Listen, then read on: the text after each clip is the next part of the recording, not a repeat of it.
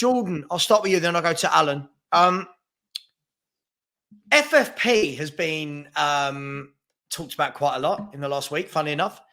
And I'm already starting to see over all the social sites, all the groups that I'm in, that there's now this kind of, aren't you grateful you've got Daniel Levy, right? Aren't you grateful you've got Daniel, because that could have been us. Now, you know me, I don't subscribe to this. For me, this is football fans doing what they do best. Everything is either up here or down here. Just because we want him to spend a bit more money doesn't mean that we want him to go and do like breaking 115 rules. Other people are going, well, there you go. See, we've got a great club. We're well run. You know, you should all be saying sorry to Daniel Levy. First of all, before we talk about Levy, Everton, 10 points.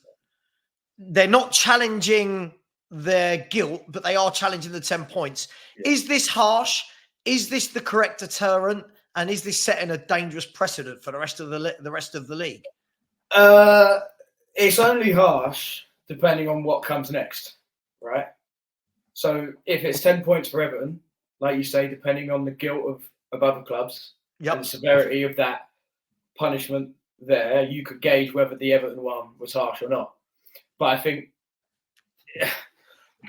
are City and Chelsea, if they're found guilty, going to get relegated? Do we think that's a plausible situation? When if they don't, then I think it's harsh on Everton, right? Because if you then only dish out points deduction to a City or fines or whatever, then it looks extremely harsh, doesn't it? So for me, I think it's setting the right tone and the right precedent for what, you know, for FFP, for what it's there for.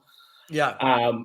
But it only then becomes an injustice depending on what happens next, in my opinion. And we're all eagerly awaiting to see how that turns out. But when will that happen? Because aren't the charges for those guys going back to like 2012 or something, like 10 years? Or this is the thing, Jordan. Like, you know, it's crazy because we've done what we've all done, right? Is we're all emotional in football, right? So rather than just talking about Everton, everybody immediately within 1 second of their brain went Man City. I did that. Everyone went Man City. We're 16, 17 champions, aren't we? If this happens. Absolutely.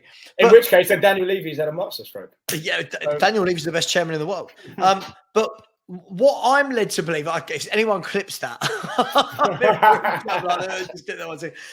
what I'm led to believe from using my eyes and reading and stuff, that the difference here is that Everton it wasn't about whether Everton were guilty or not. Everton were guilty. Yeah. Right. So their fine was their points deduction was because they were guilty. My understanding is that Man City are challenging all 115 charges. Yeah.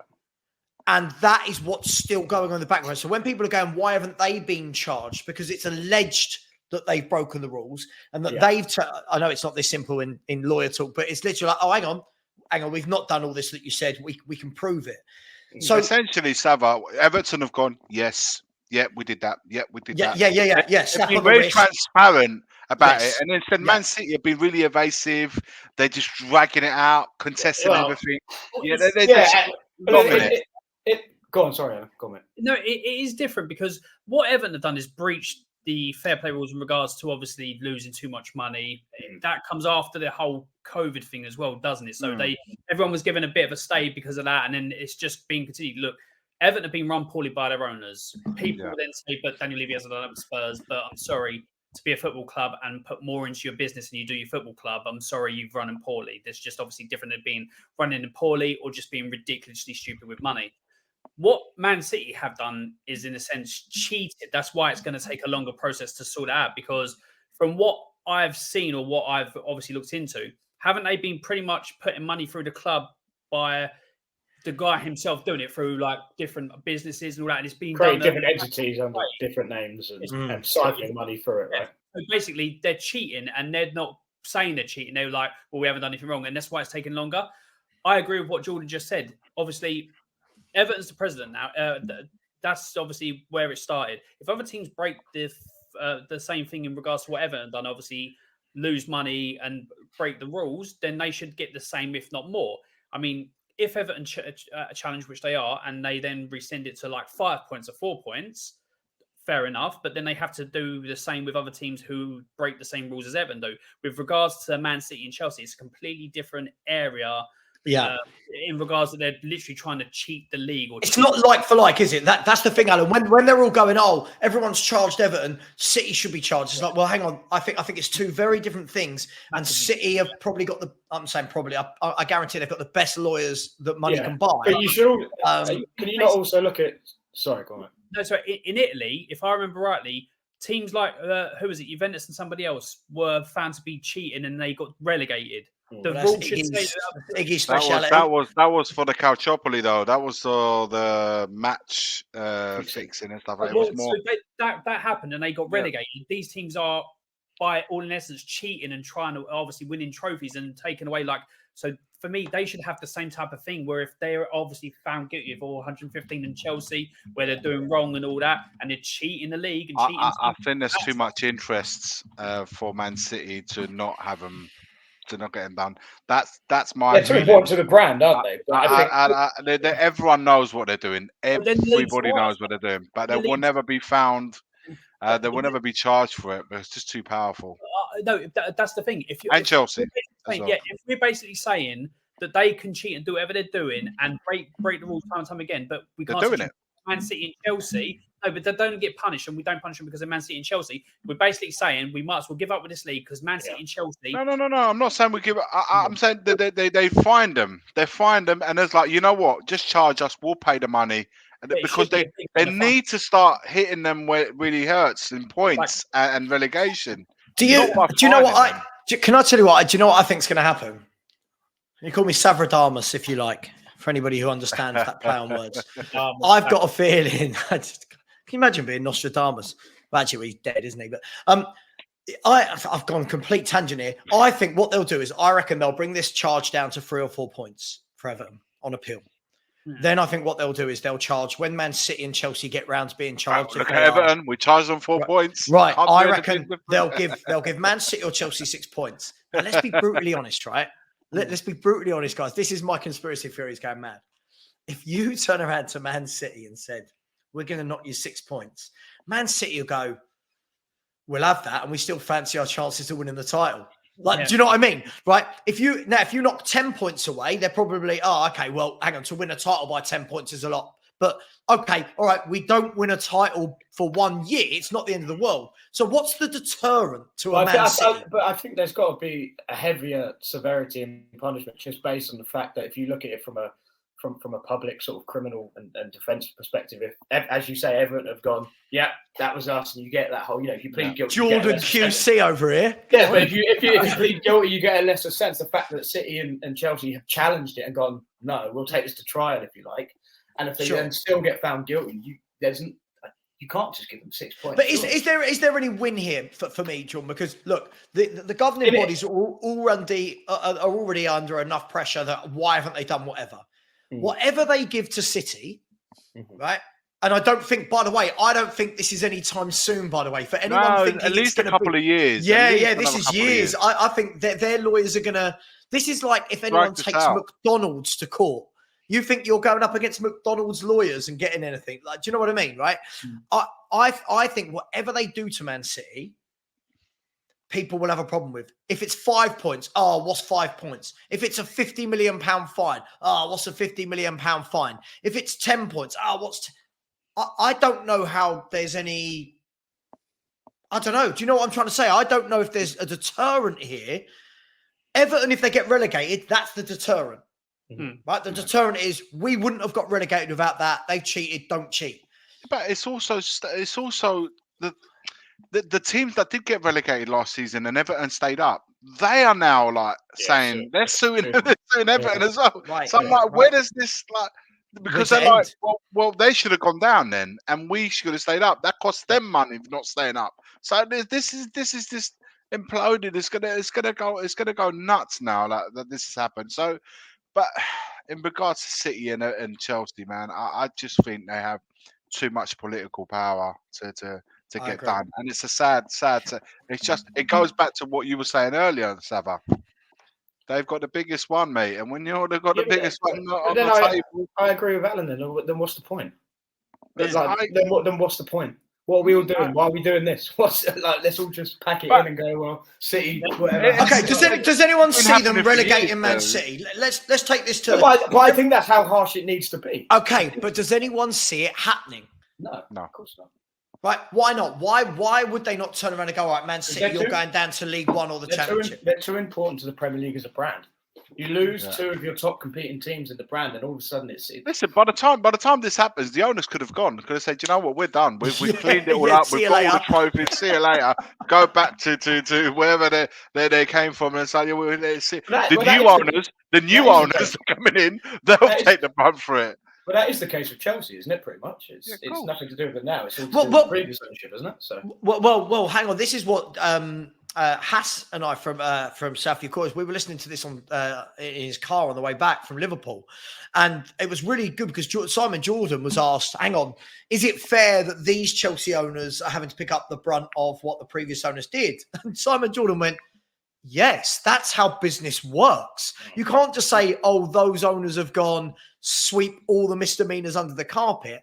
You knew that was happening when you took the club on. Exactly. Yeah, it's not the personnel, it's the business.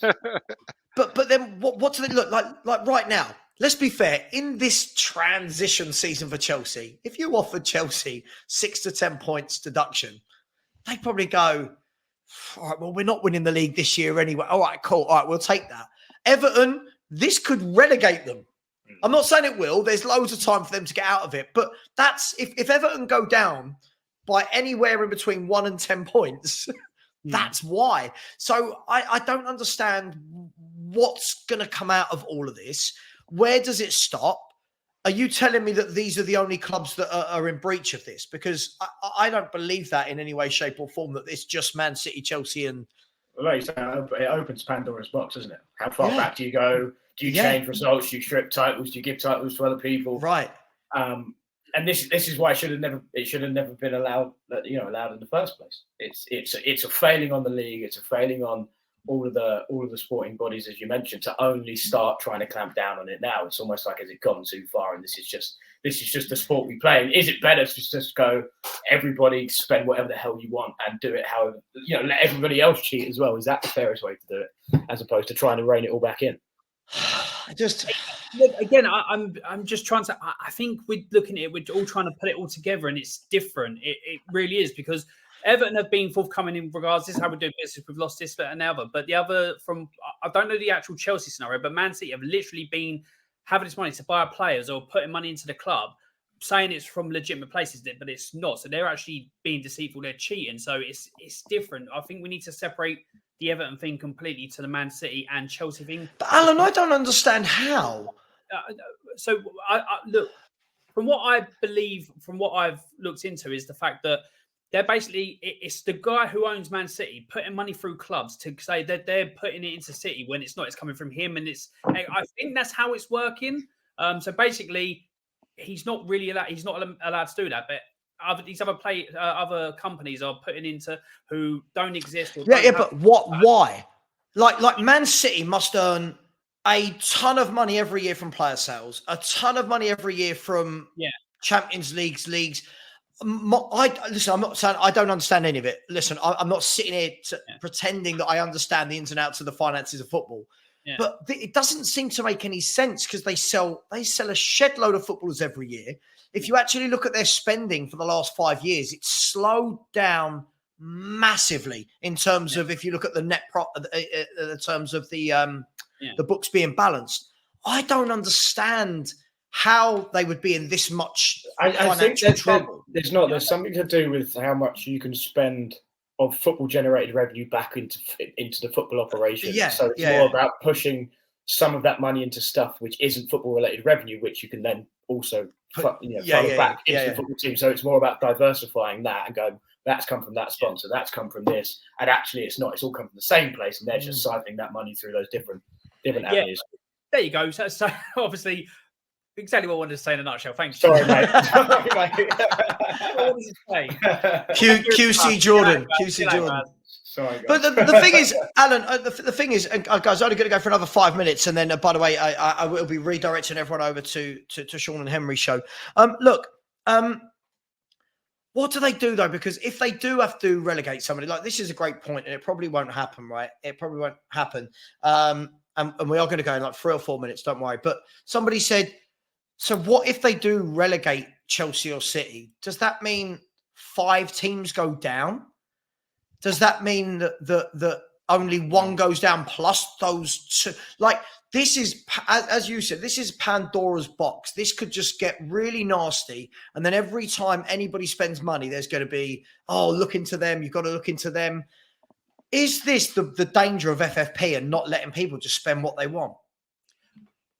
I think, yeah, but I think if you just let people spend what they want, those with unlimited resources in your Newcastle, Man City can just be ridiculous, and 100 million here, 150 million here, who have got like billions upon billions. I think you then, I mean, people will say it's actually monopolized anyway with the way it is. But look, I think those that are cheating, like potentially Man City and Chelsea are, because obviously innocent proven guilty, but it looks like that's what they've been doing. Something has happened. I think somebody in your comments said about, I think it was WKW said about, well, obviously strip them of titles. Would that be a deterrent? Probably not, because people would never really recognise, like, let's be on it. Like, if all of a sudden they stripped Man City at the 16-17 and was like, Spurs are champions, I wouldn't want that championship because it's tarnished. And then people would be like, well, you're not really champions anyway. It was Man City. It was done. So I don't think that's going to be a deterrent. For me, relegation is the only thing. But then how do they go about it? Like you said,